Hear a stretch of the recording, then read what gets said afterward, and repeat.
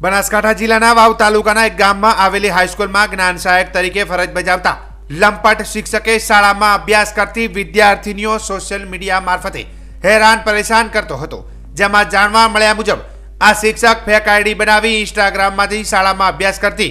વિદ્યાર્થીઓના મોબાઈલમાં અભદ્ર ભાષાનો ઉપયોગ સાથે વિકૃત ચેટ કરતો હતો, તેમજ અડપલા પણ કરતો હતો અને વિદ્યાર્થીઓને ડર બતાવતો હતો કે તમે આ વાત કોઈને